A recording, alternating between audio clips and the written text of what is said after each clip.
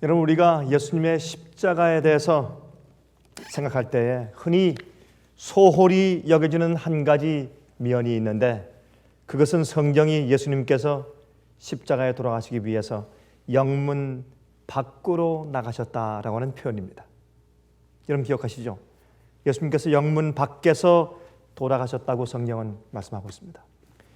왜 하필이면 영문 밖일까요? 영문 밖은 예루살렘 성전 문 밖에서 돌아가신 것을 말씀하시는 것이죠. 오늘 우리가 이 문제를 좀 생각하면서 하나님께서 우리 마음 가운데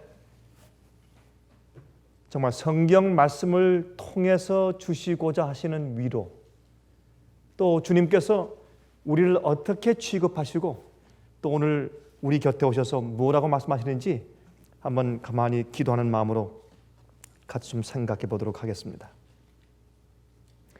여러분, 마가복음 15장 20절을 보면, 마가복음 15장 20절을 보면 희롱을 다한 후 자색 옷을 벗기고 도로 그의 옷을 입히고, 예수님을 이제 자색 옷을 입힌 다음에 예수님 앞에 무릎을 꿇고 오 유대인의 왕이시여 라고 이제 조롱과 참 놀리는 말을 다 한 후에 그 옷을 벗기고 다시 예수님의 옷을 입히고 십자가에 못 박으려고 끌고 나가니라 그랬습니다.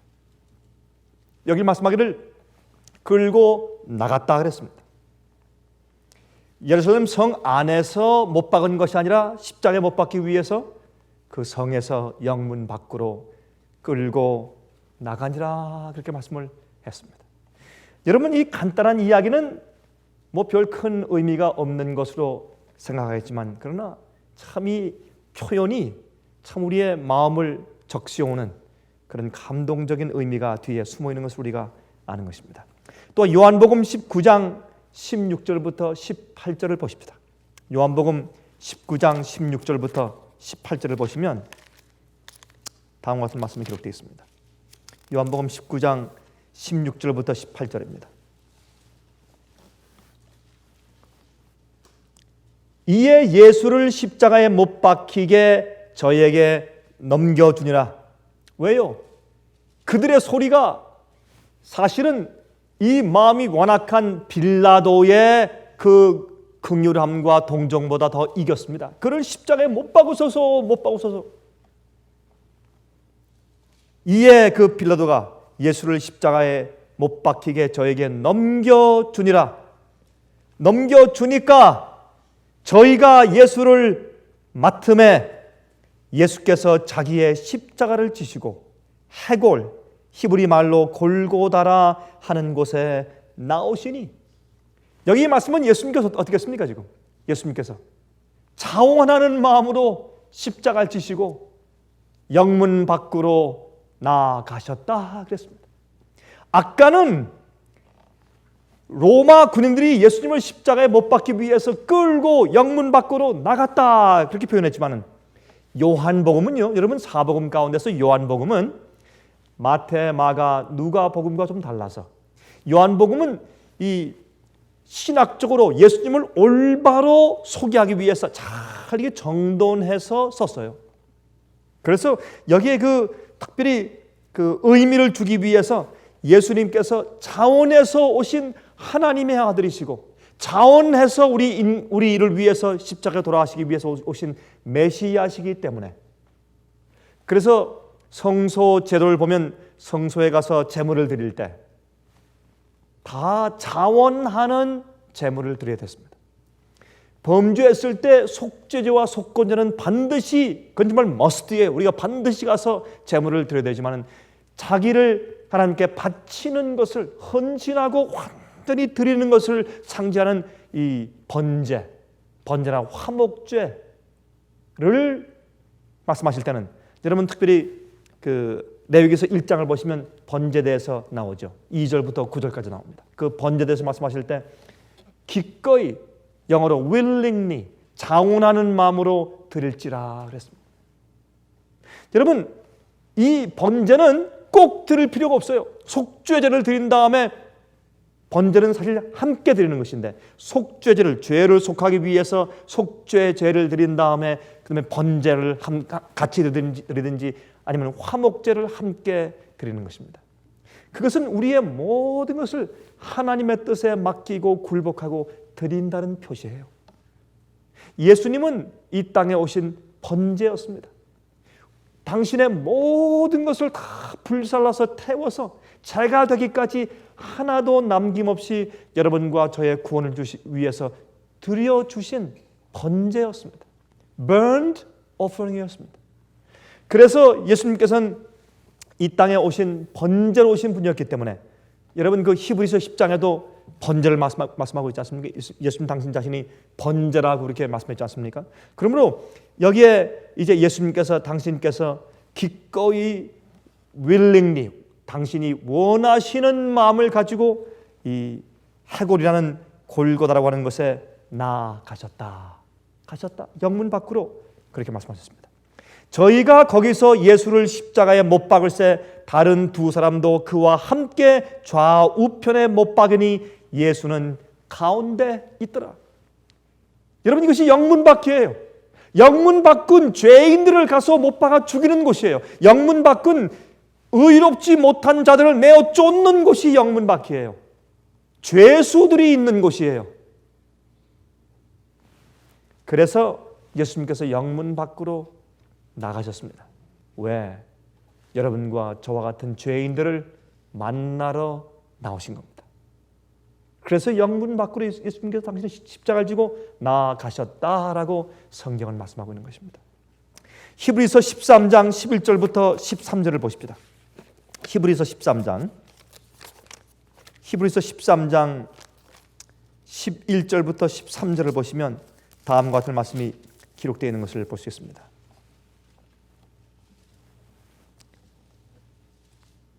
이는 죄를 위한 짐승의 피는 대제사장이 가지고 성소에 들어가고 그 육체는 영문 밖에서 불사름이니라 하였습니다.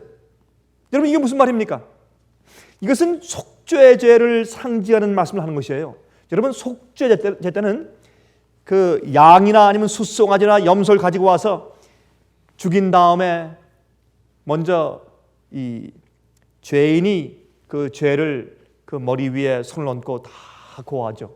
그러면 그 죄인의 죄가 그 양에게 전가되지 않습니까? 속죄제 제물 그 동물에게 전가되지 않습니까? 그러면 그 동물이 그 죄인이 지은 모든 죄를 책임지고 자기가 죽는 것입니다. 물론 메시아를 상징하는 것이죠. 그렇게 됐을 때 그렇게 죄를 고백해서 죄를 전가받은 죄를 짊어진 그 동물은 제사장이 먹을 수가 없습니다. 왜요? 부정하기 때문에, 더럽기 때문에, 죄가 짊어짐을 당했기 때문에 그 양고기는 먹을 수가 없습니다. 그래서 그 피를 받아서 피를 가지고 정말 그 피 속에 죄가 좀 들어있으니까 그걸 가지고 성소에 들어가서 정말 휘장 앞에 밑에 바닥에 7번 뿌리고 지성소를 향해서 정말 그 향단 앞에서 이 제사장이 죄를 고백한 그 죄를 위해서 중보 기도를 하지 않습니까? 그 중보 기도하는 일을 하는데 그러므로 그렇게 죄를 대신 짊어진 그 제물의 고기는 피는 가지고 들어가서 뿌렸지만은 그 나머지 모든 고기는 여러분이 사실은 속죄제 때는 그 속에 있는 기름만 다 잘라요. 이 배를 갈라서 이게 다 벌린 다음에 그 안에는 내장과 이 가죽 안에 붙어 있는 기름만 전부 잘라서, 특별히 콩팥 같은 건 기름투성이니까 그걸 다 잘라가지고 기름만 번제단 위에 놓고 성소들에서 그것만 태웠습니다. 왜 그렇습니까? 그것은 시편 37장 21절입니까? 거기 말씀하기를 이 기름은 죄인들과 죄를 상징하기 때문에 죄를 다 잘라서 태워버리는 것을 상징합니다. 그래서 기름을 다 잘라서 이 번제단 위에 놓고서 기름을 태워버리고 나머지 모든 동물의 모든 몸은 가지고 어떻게 해요? 영문 밖으로 가지고 나가서 정결한 곳에 깨끗하다고 부르는 그곳에 가서 그 육체를 태워서 불러 태워서 없애는 것입니다. 그러므로 여러분 이것은 영문 밖으로 간다는 것은 깨끗한 곳에서 죄를 대신 짊어지고 가서 그 몸을 불태우는 곳이에요. 성소 제도에 의하면 예수님께서 우리 죄를 대신 지시고 부정한 몸이 되셔서 죄를 대신 진 더러운 몸이 되셔서 예수님께서 영문 밖에 나가셔서 골고다 해골이라고 하는 곳에 가서 십자가에 우리 대신해서 못 박혀 돌아가신 것입니다. 그렇기 때문에 우리가 예수님의 그 거룩하신 태워 돌아가신 번제의 경험 때문에 우리가 정결케 되는 것입니다. 예수님께서 영문 밖으로 나가셨다. 그렇게 성경은 말씀하고 있습니다. 우리 다시 읽읍시다. 이는 죄를 위한 짐승의 피는 대제사장이 가지고 성소에 들어가고 그 육체는 영문 밖에서 불사름이니라. 그러므로 예수도 자기 피로서 백성을 거룩해 하려고 성문 밖에서 고난을 받으셨느니라 그랬습니다. 그러므로 예수도 제가 지금 설명드린 것처럼 이 참 속죄제 때 그 동물의 죄를 책임지고 죄를 전가받은 동물의 이 몸은 영문 밖에 내다가 불사르는 것처럼 그러므로 예수님도 그와 같이 이런 뜻이에요. 예수님도 자기 피로서 백성을 거룩하게 하려고 성문 밖에서 고난을 받으셨느니라. 그런즉 우리는 그 능욕을 지고 영문 밖으로 그에게 나아가자. 우리는 그 무엇을 지고? 능욕을 지고. 능욕이 무슨 뜻입니까? 능욕.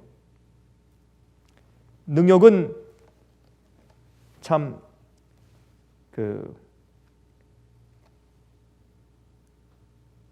괴로움, 업신여김, 핍박, 그렇죠? 완전히 그 사람에게 아주 정말 못쓸 일을 하는 이제 그런 그 체형을 의미하죠.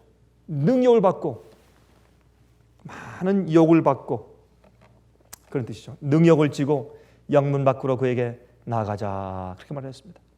그래서 예수님의 피는 상징적으로 하늘에 올라가서 우리가 예수님의 피와 섞여 있기 때문에 우리가 의로 덮어주심을 받고 용서를 받고 정결을 받고 거룩하게 함을 받지 않습니까?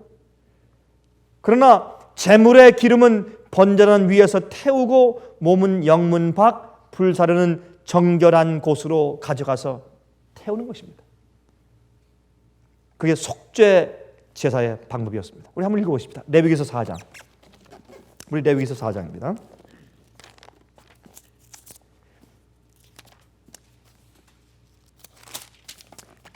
레위기서 4장 12절과 21절 읽어보십시다. 레위기서 4장 12절과 21절에 다음과 같이 말씀되어 있습니다. 곧 그 송아지의 전체를 진 바깥 재버리는 곳인 무슨 곳으로? 정결한 곳으로 가져다가 불로 나무 위에 사르되 곧 재버리는 곳에서 살을 찌라 그랬습니다. 예수님께서 이 정결한 곳이란 깨끗한 곳이라고 불려주는 영문 밖에 가서 태워서 없애는 것입니다. 그는 그 숫송아지를 진 밖으로 가져다가 첫 번 숫송아지를 사름같이 살을 찌는 이는 회중의 속죄제니라. 예수님께서 사실은 영문 밖으로 나가서 우리를 대신해서 죄의 형벌을 받으시고 사실은 하나님의 정말 이 심판의 불에 태워 죽임을 당하는 속죄 제물이 되셔서 십자가 돌아가신 겁니다. 여러분 사실 이 제물을 양을 드릴 때에 그때 하늘에서 불이 내려오는 겁니다. 사실. 그렇죠? 하늘에서 불이 내려오는 그 일이 솔로몬이 성전을 지은 다음에 제일 처음에 이 속죄제를 드리고 번제를 드릴 때 하늘에서 불이 내려온 것을 우리가 이제 성경에서 읽습니다. 엘리야가 갈멜산 위에서 정말 진정한 제사를 드릴 때 하늘에서 불이 내려온 것을 압니다. 이 불은 뭐 상징합니까? 하나님의 진노를 상징해요. 하나님의 심판을 상징합니다. 여러분 그래서 예수님께서 십자가에 돌아가실 때 나의 하나님이시여 나의 하나님이시여 어찌하여 나를 버리시나이까? 엘리 엘리 라마 사박다니. 그것은 하나님의 심판의 불을 받아서 태워 죽임 당하는 것을 의미하지 않습니까?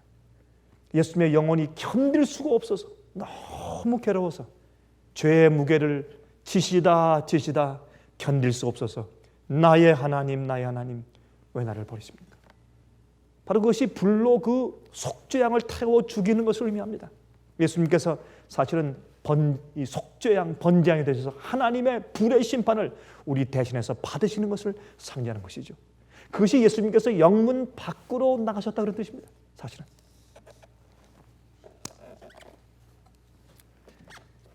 이것은 갈바리를 상징하고 또한 동시에 천년기 이후에 지옥불을 상징합니다.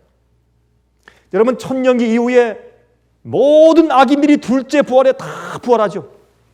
그러면 새 예루살렘 성은 하늘에서 이 땅에 내려옵니다. 그 성 안에 모든 구원받은 성도가 다 타고 있습니다. 그 성 주위에 천천만만의 천사가 정말 그 영어로 hovering around, 정말 그 주위에 가득 날면서 호위하고 있고, 그 높은 백보자, 흰 보좌 위에 예수님께서 앉아 계시고, 그 성이 어마어마하게 큰 성이, 사실은 이 한쪽 면이 약 한 1200마일 된다 그러죠. 한쪽 면이 각각 면이 1200마일. 근데 사실은 두 가지 해석이 있는데, 그 새 예루살렘 성의 그 크기가 말이죠, 미국에 있는 동북부 5개 주의 크기 정도다. 어떤 사람은 아니라 그게 둘레가 1200마일이 아니고 한 면이 1200마일로 계산해야 된다. 그러므로 이것은 미국의 큰 나라의 반 정도의 크기다. 미국 전체 나라의 반 정도의 크기. 어마어마하죠.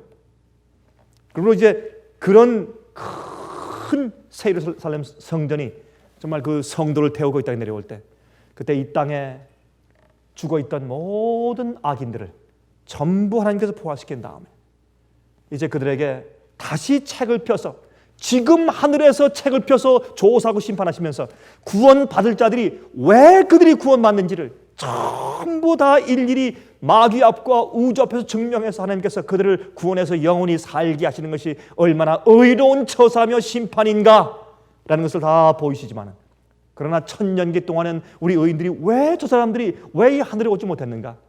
책을 펴고 다시 우리가 천사와 함께 살펴볼 것이죠. 그래서 사도 바울은 왜 우리가 서로 송사하느냐? 우리가 하늘의 천사들까지도 앞으로 심판할 것을 알지 못하느냐라고 그렇게 말씀하지 않습니까? 그러므로 이제 그 두 번째의 조사하고 심판하는 일을 천년기 동안 한 다음에, 천년기가 지난 다음에 하늘에서 새 예루살렘 성전이 내려오고, 그때 모든 악인들이 전부 다 두 번째 부활에 일어나서 이 책대로, 책이 펴진 대로 그들이 행한 대로 심판을 받고, 그때 정말 하늘에서 태우는 정말 불과 유황이 하늘에서 내려오지 않겠습니까? 내려서 그들을 태우는 것입니다. 그래서 여기 속죄제는 사실은 죄를 가지고서 사실 진실로 회개하지 않은 죄인들이 마지막에 천년기 이후에 이 지구상에서 정결한 곳에서 유황불에 의해서 태워서 정결케 되어서 깨끗이 없어져서 죄가 되어버리는 것을 상징하는 것이 아니겠습니까? 그래서 사실은 죄의 해결은 우리가 회개하고 고백하고 버려서 마귀한테 전가되든지, 아니면 죄가 우리 속에 남아있으면 우리는 죄와 함께 타야 합니다. 여러분, 죄를 없애는 길은 두 가지예요. 죄를 용서해서 도말해서 없애버리든지, 아니면 그 죄 자체를 불러 태워 없애버려야 합니다. 두 가지밖에 없습니다. 죄를 회개하고 고백하고 버리는 자들은 용서가 가능하고, 그렇지 않은 자들은 죄와 함께 불러 태워서 없애버려야 합니다. 그것이 죄를 없애는 길입니다. 그래서 정결케 하는 곳에서 이 속죄제의 그 동물을 태우는 것은 마지막에 천년기 이후에 지옥불을 상징하는 것을 말하는 것입니다. 여러분, 죄를 전가받은 속죄양은 너무 더러워서 제사장들이 먹을 수가 없습니다. 진 밖으로 가지고 나가서 태워야 합니다. 예수님께서 우리 죄를 대신 지셨기 때문에 언제부터? 이미 영문 안에서, 겟세마네 동산 안에서부터 우리 죄를 지시면서 정말 피땀을 흘리며 기도하는 그 일을 시작하셨거든요. 그 죄를 지시는 분이 되어서 영문 밖으로 나가신 것입니다.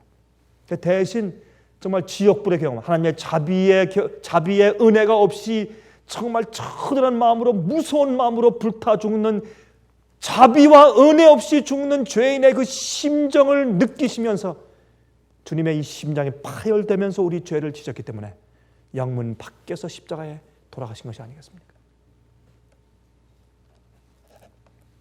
여러분, 예수님께서 폭동 중에 십자가에 못 박으소서 못 박으소서 소리치는 폭동 중에 돌아가시지 않았습니다. 로마 군대가 사형을 집행하는 고난이 있었습니다. 사실 그들이 예루살렘 안에서 예수님을 십자가 못 박을 수도 있었을 것입니다. 그들에게 권세가 있으니까. 그것이 더 정말 그 본때를 보여주는 일에 더 효과적인 일이었을지도 모릅니다. 그러나 성경에 예언된 대로 예수님께서 영문 밖으로 나가서 우리를 대신해서 십자가에 돌아가신 겁니다. 여러분, 영문 밖은요 저주받은 장소입니다. 성경에서 영문 밖은, 여러분 히브리 13장에 우리가 영문 밖으로 나가자, 어떻게 하기 위해서? 주님 만나기 위해서. 우리 주님의 십자가 앞에 나가기 위해서. 왜 영문 밖으로 나가자 그래? 영문 밖으로 나가는 것은 말이죠, 그것은 영문 밖은 저주받은 장소를 상징하기 때문에 그렇습니다. 여러분, 왜 저주받은 장소라고 그럴까요? 영문 밖은. 여러분, 옛날에 영문 밖에 쫓아냄을 당해서 살던 사람들이 누굽니까? 영문 밖에. 문둥병자들. 여러분 기억하시죠? 문둥병자들이 바로 예루살렘 영문 밖으로 쫓겨나서 살아야 했던 자들입니다. 성경은 우리를 뭐라고 말합니까? 성경은 우리를 문둥병자처럼 상징합니다. 죄를 가지고 있는 모든 사람들은 고칠 가능성이 없는, 옛날에 물론 지금은 가능하겠지만 고칠 가능성이 없는 문둥병에, 그것도 다른 사람을 만지면 금방 옮아버리는 치명적인, 아주 보기 싫게 만드는, 손가락이 떨어지고 머리카락이 다 빠져버리고 눈썹이 없어지고 말이죠. 아주 이상해지는, 보기 흉하게 되는, 여러분 죄에 감염되는 죄인들이 얼마나 악해집니까? 얼마나 흉측해집니까? 그 성격이 얼마나 이상해집니까? 얼마나 그 성격이 정말 아주 꼬부라집니까? 얼마나 교만해집니까? 얼마나 이기적입니까? 그렇죠? 그래서 우리 인간의 죄된 마음을 상리하기 위해서 문둥병자라고 성경은 말합니다. 그러한 문둥병자들이, 또 문둥병자의 특징이 무엇입니까? 감각이 없어져요. 여러분, 죄를 회개하고 버리는 경험이 없을 때 우리의 양심은 무뎌지고, 그래서 양심이 화인 맞았다고 성경은 말하지 않습니까? 무딘 양심, 느끼지를 못해요. 하나님의 아들을 십자가에 못 박아 죽이는 그 죄의 무서움을 느끼지 못해요. 남을 비난해도 그 죄의 참상을 느끼지 못하고, 악한 일을 해도 마음 가운데 느끼지 못하고. 여러분, 죄인들이 예민하게 느끼는 것은 자기 자신을 위한 이기적인 어떤 일 이외에는 남을 위해서 예민한 감정을 느끼지 않죠. 죄가 우리 마음을 채우면 다른 사람을 위해서는 예민해지잖아요. 그러나 죄는 우리 자기 자신에 대해서는 이기적으로 아주 예민하게 만들어요. 조금만 남이 날 건드리면 금방 예민해지고, 조금만 내가 손해보면 예민해지고. 그건 예민하지만은, 그러나 남들을 위한 예민성과 하나님을 위한 영적인 일의 예민성은 완전히 묻어지지 않습니까? 죄를 버리지 않는 자들은 문둥병자입니다. 느낌이 없어요. 그리고 이제 그런 문둥병자들이 처한 곳이 바로 영문 밖입니다. 예수님께서 영문 밖으로 나가서 돌아가셨다는 것은 바로 우리를 위해서, 우리가 있는 곳에 가서 우리를 대신해서 또 우리를 만나시기 위해서 이제 가셨다는 그런 뜻이 그 속에 깊이 내포되어 있는 것을 우리가 이해할 수가 있는 것입니다. 여러분, 이 문둥병자들은요, 살아있는 건강한 사람들 앞에 나타날 수가 없습니다. 길을 갈 때는 부정하다라고 외쳐야 합니다. 그러나 한 가지 재밌는 것은요, 문둥병자들도 죽는 죄수 앞으로는 갈 수가 있었습니다. 문둥병자도 죽으러 가는 죄수, 정죄받은 죄수 앞에는 갈 수가 있었습니다. 다시 말해서 문둥병자는 십자가에 못 박히는 죄수 앞에는 갈 수가 있었습니다. 여러분, 그래서 우리가 아직 죄인일 때, 로마서에 뭐라 그랬어요? 우리가 아직 죄인일 때 예수님께서 우리를 위해 십자가에 돌아가심으로 그렇게 말씀하셨어요. 우리가 아직 여전히 죄인일 때. 그래서 우리가 죄인들이, 문둥병자인 우리들이 나아가서 하나님 메시아를 만날 수 있는 곳으로 주님께서 가셨어요. 그것이 영문 밖으로 십자가를 지고 가셨다. 그렇게 성경은 표현하고 있는 것입니다. 여러분, 문둥병자들도 구원받은 한편 강도들에게 하신 말씀을 들을 수가 있었습니다. 내가 나와 함께 어디에요? 낙원에 있을 것이라는 그 말씀을 문둥병자들도 들을 수가 있었어요. 만약 예수님께서 영문 안에 계셨으면 들을 수가 없었습니다. 그러면 사실 우리 영문 밖에 하는 그 얘기는 간단하지만은 이 영문 밖이란 그 말씀의 뜻, 그 뒷면에 있는 참 우리 마음을 적셔주는 정말 그 감명 깊은 그 의미를 우리가 발견하게 되는 것입니다. 영문 밖에. 여러분 기억하십니까? 모세 누나 미리암. 모세 누나 미리암이 무슨 병에 걸렸었어요? 잠깐 동안. 문둥병. 왜요? 모세 누나 미리암은 훌륭한 사람이었어요. 이스라엘 백성들이 말이죠, 애굽에서 나와서 홍해를 건넌 다음에 찬송을 지도한 사람이 누구였습니까? 미리암이었어요. 시를 지어서 부른 찬송한 사람이 미리암이었어요. 이 미리암은 애기 모세를 갖다가 갈대 상자에 넣어가지고 어디에요? 나일강에 띄워가지고 흘러갈 때 그 갈대 숲에 따라가면서 조금 숨어서 그 애굽 왕의 그 바로의 딸 공주가 그것을 건져가지고 보는 그때까지 종일 바라보고 있다. 자기 그 동생을 너무 사랑하고 어떻게 되는가 기도하는 마음으로, 아주 조마조마하는 마음으로 있다가 그 공주가 그걸 건지자 얼른 뛰어가서 내가 유물 좀 구해드릴까요? 이렇게 했던 그 모세를 그렇게 사랑하며 그렇게 정직하고 고결한 품성을 가진 그 미리암 누나가 말이에요.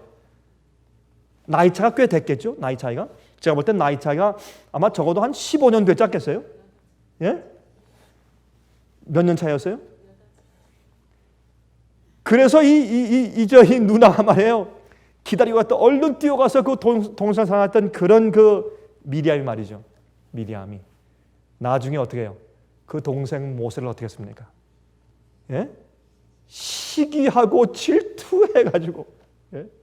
이 누나가 시기하고 질투해가지고 하나님께서 택하신 주의 선지자를 시기하고 질투했을 때 주님께서 온 회중 앞에서 본복을 보기 위해서, 절대 그런 일이 다시는 없게 하기 위해서 누나라도 할지라도 문둥병이 하얗게 오게 해서 진 밖에, 영문 밖에 나가서 일주일 동안 있다가 들어오게 했습니다.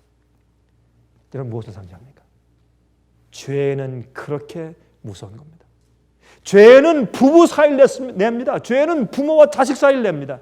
죄는 무서운 겁니다. 죄는 우리 마음속에 있는 그 거룩한 품성을 없애버립니다. 죄는 우리를 무감각하게 만들고, 죄는 우리에게 치명상을 주는 겁니다.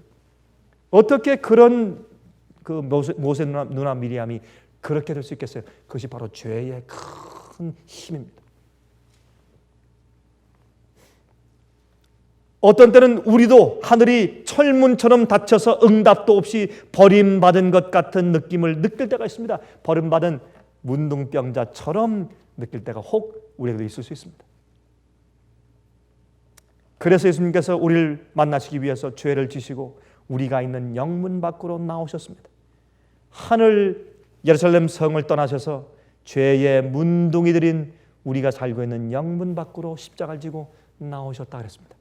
그래서 우리가 여전히 아직 죄인 되었을 때 우리 죄를 속하기 위해서 십자가를 치셨다. 그렇게 말씀을 하고 있습니다.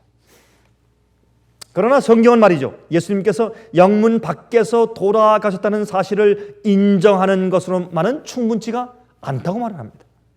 우리가 영문 밖으로 나아가는 것으로 충분치가 않다고 성경은 말하고 있어요. 아까 우리 읽었지 않습니까? 히브리서 13장에 어떻게 말했습니까? 13장 13절에 그런즉 우리는 그 능력을 지고 영문 밖으로 그에게 나아가자. 예수님의 그 수치와 능력을 우리도 지고 우리 십자가를 지고 예수님께 나아가자. 그것이 예수님 만나는 길이에요.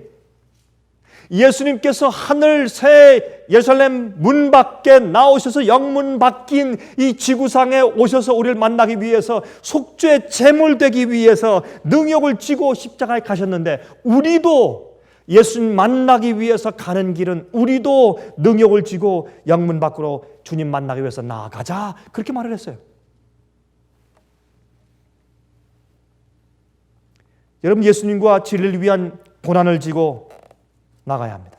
자기를 부인하고 예수님과 진리를 선택하기 때문에 오는 자기 자신의 고난의 십자가를 지고 영문 밖으로 나가야 합니다. 여러분, 참 저는 그런 편지를 많이 받고 또 제가 전화를 많이 받고 제가 다니면서 사람들 만날 때 저한테 그런 얘기를 좀 많이 듣지 않습니까? 목사님, 참 이상합니다. 제가 적당히 살 때는요, 왜 이렇게 사람들이 저를 좋아했는지. 근데 말씀대로 정말 전적으로 주 앞에 굴복하고 전적으로 믿음대로 전적으로 진리대로 살려고 결정하고 그렇게 사니까 왜 남들은 날 그렇게 참 이상하게 봅니까? 너무 그러지 말라고, 적당하게 믿으라고, 너무 그렇게 믿으면 광신된다고, 그 위험하다고. 어쩌면 그렇게, 참 목사님 어떻게 해야 됩니까? 내가 이거 잘못 나가고 있는 겁니까? 진리를 가지고 주님의 뜻대로 사는 것은 능력을 지고 십자가를 지고 주 앞에 나가는 길입니다. 많은 사람들이 성화를 잘못 오해하고 칭의를 잘못 오해해서 믿기만 하면 주님께로부터 축복을 다 받는 것이다, 이미 구원받았다 하지만, 그러나 정말 구원받은 자는 마음속에서 주의 계명을 지키는 순종의 성화가 있는 것입니다. 정말로 구원받은 자는 죄와 세상의, 참으로 이 세상의 죄와 세상의 모든 물질적인 욕구와 세상에서 있는 모든 쾌락에서부터 세상에 있는 모든 세상의 죄된 것들로부터 분리되는 경험이 있어야 합니다. 그 분리되는 경험을 가지고 사는 삶에 대해서 말하지 않는 사람들은 사실은 구원이 무엇인지 잘 알지 못하는 사람입니다. 그것을 강조하고 얘기하면 사람들이 좀 지나치다고 그렇게 말을 하죠. 여러분, 사실은 사람들이 믿는데 어디까지 믿냐면 자기에게 손해나 핍박이 생기지 않을 지점까지만 가는 겁니다. 그 지점까지만 가서 믿는 겁니다. 예수를 전적으로 믿을 때 고난이 오기 때문에, 핍박이 오기 때문에 사람들이 적당하게 믿으려고 합니다. 전적으로 또한 진리대로 믿으면 광신이라고 하는 시대에 우리가 살고 있습니다. 그 당시 예수님 당시에도 십자가를 지고 가시는 예수를 믿으면 이단자요, 반역자요, 교회를 이탈하는 이설자들이고 교회를 분리하는 자들이라고 그렇게 말을 했습니다. 지금도 꼭 같지 않습니까? 사실은 교회의 전통과 유전들을 무시하는 분리주의자들이라고 그렇게 말을 했어요. 그것이 바로 제자됨의 대가였습니다. 똑같았어요. 그래서 영문 밖으로 가신 예수님은 사실 그런 취급을 받고 능욕을 다 지시고, 교회에서 쫓겨나서 능욕을 지시고 십자가를 지고 영문 밖으로 가셨습니다. 그러므로 사도 바울은 말하기를 우리도 예수를 만나기 위해서 영문 밖으로 우리도 능욕을 지고 예수께 나아가자 그랬어요. 오늘 제가 얘기하는 이 얘기는 여러분들에겐 별로 큰 의미가 없을지 몰라요. 여러분 기억하십시오. 오늘 제가 얘기하는 이 얘기를 비디오를 통해서 듣는 밖에 있는 많은 사람들에게 얼마나 가슴 저리는 큰 의미로 부각되는지 몰라요, 여러분들. 여러분 위해서 기도해 주셔야 돼요. 저는 그런 사람들의 얘기를 너무 자주 듣고 전화를 받아요. 제 가슴이 아파요.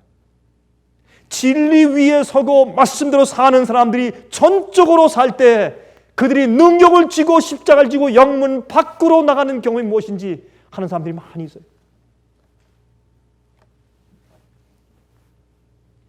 제자됨의 대가. 참 많은 사람들이 질 때문에 고통당하고 있어요. 그러나 예수님을 만나기 위해서 능력을 지고 십자가를 지고 나가야 돼요. 예수께서 말씀하기를 너희가 나를 따라오려거든 너희 자신을 어떻게 하고 부인하고. 우리 자신을 부인한 것이 뭡니까? 우리의 욕심, 우리의 뜻, 우리의 계획, 내가 하고 싶은 것, 그것이 주의 말씀과 진리와 어긋나면 하지 말아야 합니다. 내 것을 버리고 주님의 뜻을 택하는 것입니다. 자신을 부인하고 내 욕심과 내 정욕과 내 뜻을 버리고 내 소원을 버리고 예수님의 뜻을 받아들이고 나를 부인하고, 나를 부인할 때 무엇이 옵니까? 능력이 와요. 고난이 오고 십자가가 와요. 남이 나를 이상하게 여겨요. 욕해요. 핍박해요. 날 따돌려요. 외로워져요. 핍박이 와요. 어떤 데 망해요. 능력을 지고 자기 십자가를 지고 나를 쫓으라 말했어요. 누구든지 나를 따라오려거든 자기 자신을 부인하고 자기 십자가를 지고 와서 나를 쫓으라 라고 말씀하신 것이 주님의 명령입니다.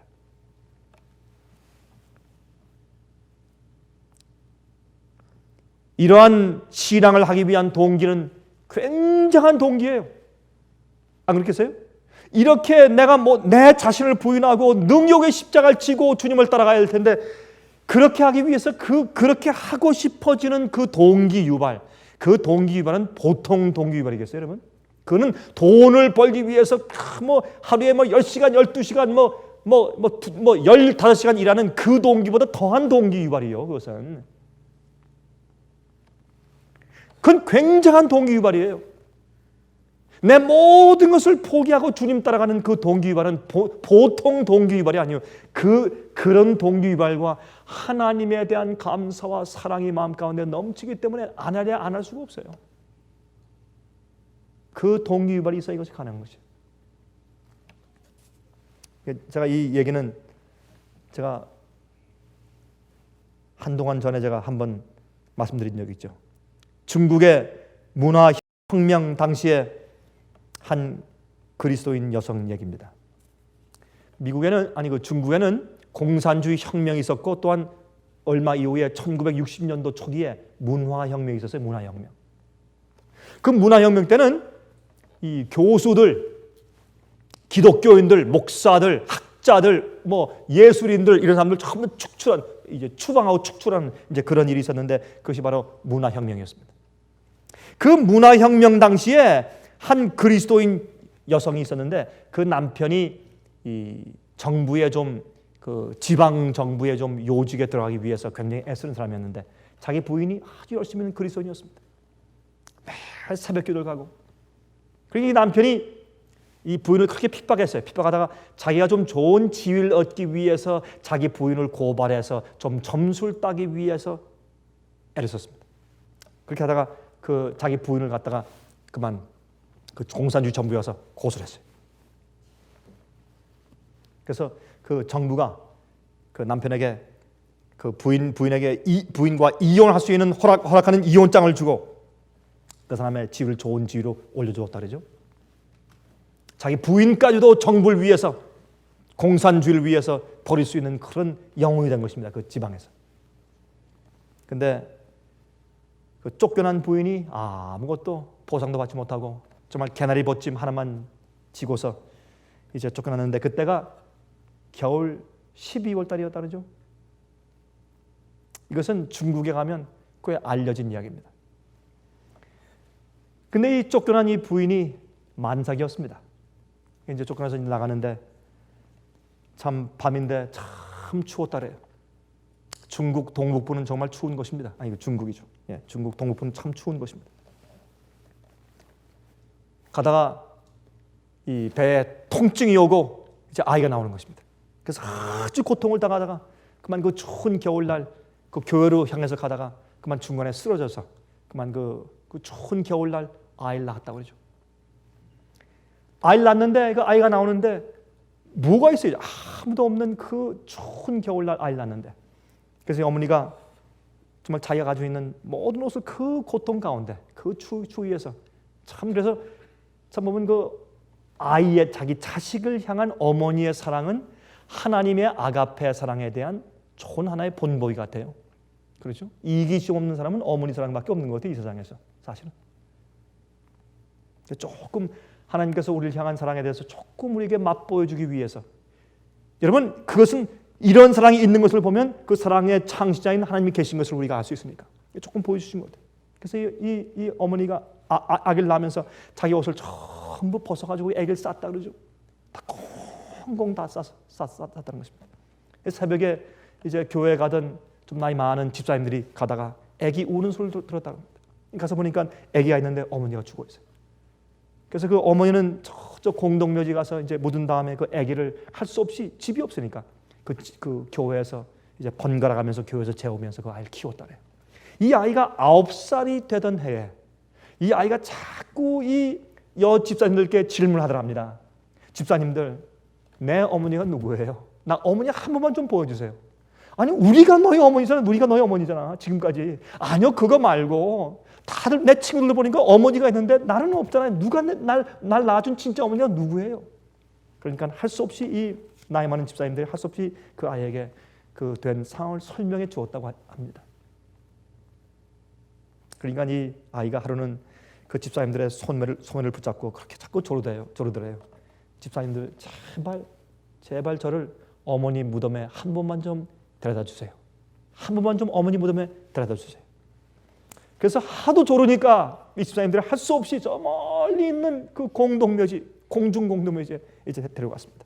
가보니까 아무도 가꿔주지 않았기 때문에 정말 무덤이 이것이 그것인지 저것인지 모를 정도로 다 폐허되어 있고 정말 이 잡초가 많이 나 있고, 근데 가만히 보니까 정말 그 어머니를 묻었던 곳이 있는 것 같아요. 그래서 가서 보여주면서 바로 여기다. 그때 그 아이가 참 그렇게 따르죠.